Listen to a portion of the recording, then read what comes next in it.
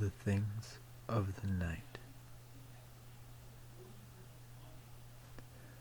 I'll begin by saying, pay close attention to those feelings you get when you're all alone. That constant want of your soul to check over your shoulder, or the beg of your well-being to leave a room for no apparent reason. I'm reading to tell you these feelings save your life, and no matter when, you've always got to listen to them. There are things in this world that our mortal eyes and our fragile soul aren't meant to see. They will tear at your sanity and rip away what makes you a human.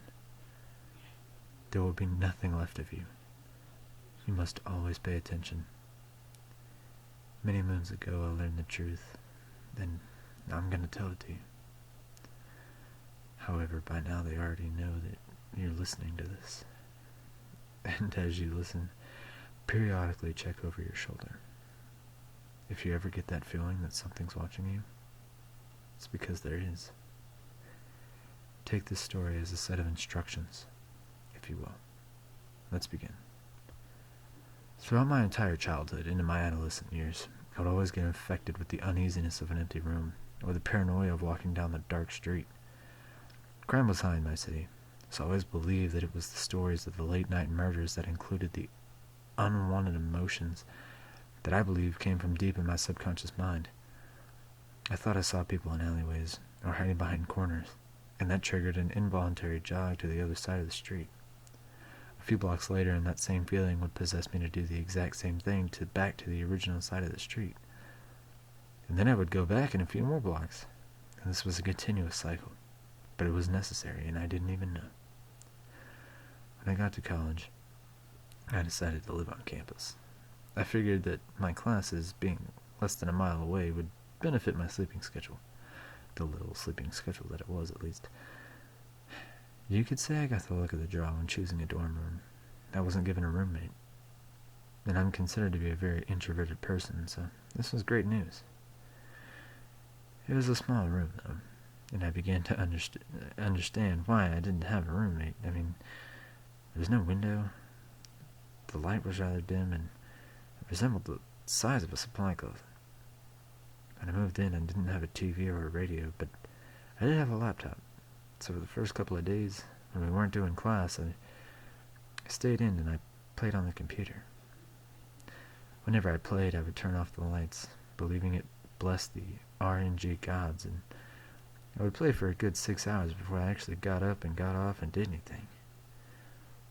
One night I turned out the light and then began to play, and the screen of my computer normally cast my shadow directly behind me. Now normally, during loading screens, I stretch, I take a bite of a french fry, and I continue to play. But that night, I had gotten to a loading screen and an overwhelming compulsion to check over my shoulder kicked in. I had become extremely uneasy. But when the loading screen vanished and my game popped back up, I ignored the feeling and continued to play. At about 12:30 that night, something peculiar happened. My game crashed. Now I know, that's explainable. But when I reloaded the game and stretched, I thought out of the corner of my eye I had seen a shadow on the wall next to me. And it wasn't mine. I quickly looked to my left. To my relief, there was no shadow. I played about another hour with no difficulties, but there was always the want to turn around. I could feel something behind me, staring at me, haunting me. After an hour of dealing with this, I decided to turn around. When I did, there was really nothing there. Just my lonely shadow. I took a deep breath and I stood up. I had been playing for about 5.5 hours. I walked over to the light. However, just as I was about to flip on the switch, I noticed that my shadow moved with me. But why the hell was there still a shadow standing behind my chair? I wanted to flip on the light and remove the shadow from existence, but I fought the urge. I approached the chair and I began to reach for it. Suddenly, the shadow, still casted on the wall, grabbed my shadow's arm. I went to pull away. I did not want our shadows touching, but couldn't move my arm. It began to come out of the wall. The creature had its cold hands grasped on my arm, and I couldn't move. I panicked and I wanted to run, but I couldn't. It oozed itself from the drywall and manifested itself in front of me, still holding my arm. I trembled as the creature's face appeared out of the ooze. The creature's teeth appeared first, and one penetrating the tar like ooze with the force of a nail gun. It made a low hissing noise, and it moved its face closer to mine. Every fiber of my body wanted to shut down and not do a thing, but I brought myself to say 3 words. What are you? It began to laugh in its low hissing sound, and it told me, and I'll never forget, I am your fear. I am also your hate. I am what makes you scared of the dark and afraid of heights. I am what makes you want to turn around, and what watches you when you're not looking. I'm the voice you hear when there's no one else around to talk, and I'm what stands over you while you sleep.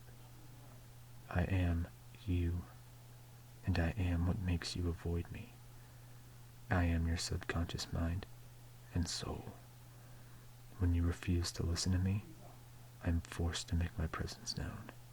I am your shadow, and we are the creatures of the night.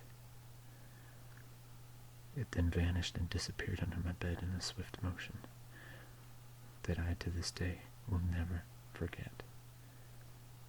I felt like I should check under the bed, but I didn't. So heed my warning. When you feel that you should check over your shoulder, look over your shoulder. When you feel you're being watched, you are. And when you think that it's an empty room, it's not empty. When you see your shadow, remember it's the mask that the creature that lurks inside of us all wear. And when we fight the nerves and our fears that create new ones, always listen to the creature that's inside all of us, or it will make its presence known, and you will regret everything. The things in the night.